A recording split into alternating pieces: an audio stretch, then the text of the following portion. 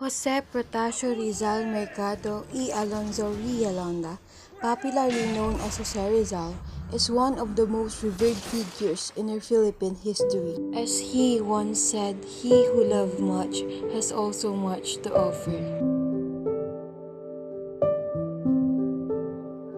Jose Rizal was born in Calamba, Laguna on June 19, 1861, between 11 and 12 midnight, a few days before full moon. Although he had a skinny body, his head was too big, which almost caused his mother's death during her delivery. He was baptized in the Catholic Church in Calamba, Laguna on June 12, 1861, by Reverend Father Rufino Colliantes. He told the parents of Rizal, "Take care of this child, for he will become a great man." Rizal was the son of a prosperous landowner and sugar planter of Chinese-Filipino descent on the island of Luzon. Francisco Mercado Rizal was born in Binyan, Laguna on May 11, 1818. He died on January 5, 1898 at the age of 80. Rizal described his father as a model of fathers. His mother, Teodora Alonzo, one of the most tightly educated women in the Philippines, exerted a great influence on his intellectual development. She was born in Santa Cruz, Manila on November 8, 1826. She died in Manila on August 1, 1911 at the age of 85. Rizal described his mother as loving and prudent mother.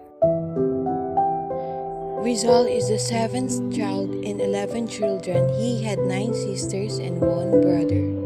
Saturnina, the eldest child. Pasiano, the second child and the only brother of Rizal. Narcisa, the third child. Olympia, the fourth child. Lucia, the fifth child. Maria, the sixth child. Concepcion, the eighth child. She died at the age of 3. Her death was the first heartbreak of Rizal. Josefa, the ninth child. Trinidad, the 10th child. Soledad, the youngest. His mother was his first teacher. He learned at the age of 3 the alphabet and prayers from his patient and outstanding mother. Rizal learned how to read and write from his first tutor, Maestro Celestino.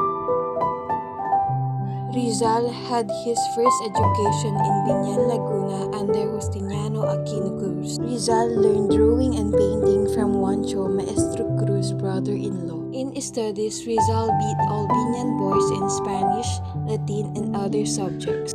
Later, he was sent to Manila as to his father's request. He took the entrance examination in Colegio de San Juan de Letran, but the Dominican friars asked him to transfer to another school due to his radical and bold questions. When he was 11 years old, he enrolled at the Ateneo Municipal de Manila. He earned excellent marks in subjects like philosophy, physics, chemistry, and natural history. Later, he received his Bachelor of Arts with a grade of sobresaliente with highest honor.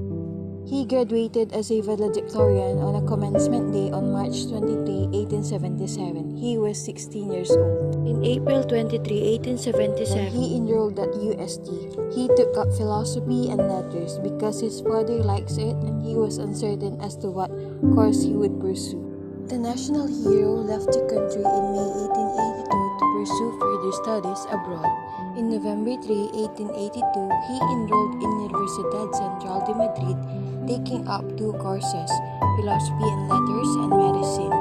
Soon, he became the leader of the small community of Filipino students in Spain, and he committed himself to the reform of Spain rule in the Philippines. In June 1883, he traveled to France to observe how medicine was being practiced there.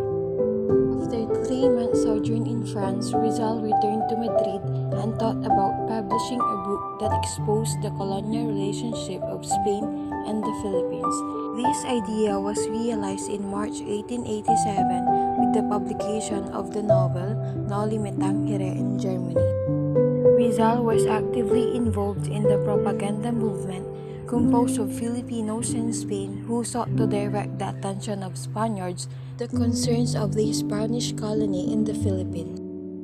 He wrote articles for publications in Manila and abroad, convened with overseas Filipinos to discuss their duty to the country, and called on Spanish authorities to institute reforms in the Philippines, such as granting freedom of the press and Filipino representation in the Spanish Cortes. Here's Rizal's first homecoming.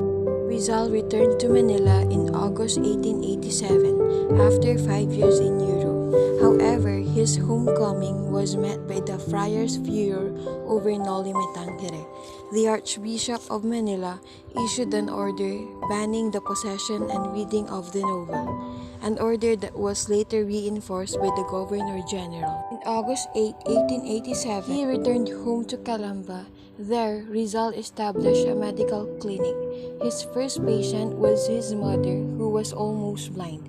He treated her eyes but could not perform surgical operation because her cataract was not yet ripe. Some of his patients are from Manila and nearby provinces. Those who were poor were treated free of charge. 6 months later, pressured by the Spanish authorities as well as by his family and friends, decided to leave the country to avoid further persecution. Rizal left Manila for Hong Kong. Rizal arrived in England in May 1888. In August, he was admitted to the British Museum, where he copied Antonio de Morga's massive study of the Philippines, Sucesos de las Islas Filipinas, which Rizal later annotated for publication as a gift to the Filipinos. On March 29, 1891, Rizal finished writing his second novel, El Filibusterismo in France. He planned to publish the book in Belgium, but was financially hard out. Finally, in September 1890, El Filibusterismo was published in Ghent using donations from Rizal's friends. On July 3, 1892, Rizal organized La Liga Filipina, a secret organization aimed to change the way the government was run in a peaceful way. Here's Rizal's exile in Dapitan. In July 7, 1892, less than a week after the La Liga was organized, Captain General Despujol ordered Rizal's exile to Dapitan on suspicion of his involvement in rebellion. His 4 years exile in Dapitan gave him the opportunity to practice medicine, pursue scientific studies, gain knowledge of language, and founding a school with 14 pupils. In 1896, however, an insurrection led by the Nationalist Secret Society, the Katipunan, broke out, although he had no connections with that organization or any part in the revolt. He was arrested and tried for sedition by the military. Found guilty, he was publicly executed by a firing squad in Manila. While confined in Fort Santiago, Rizal wrote Mi Ultimo Adios, a masterpiece of 19th century Spanish verse, and he was executed in Bagumbayan. December 30, 1896 at 6:30 a.m., a trumpet sounded at Fort Santiago, a signal to begin the death march to Bagumbayan. Amidst the drum beats, the sharp commanded fire was heard. Rizal turned his bullet-riddled body to the right and fell to the ground, dead with facing the morning sun. The execution of Rizal took place at 7:30 a.m. the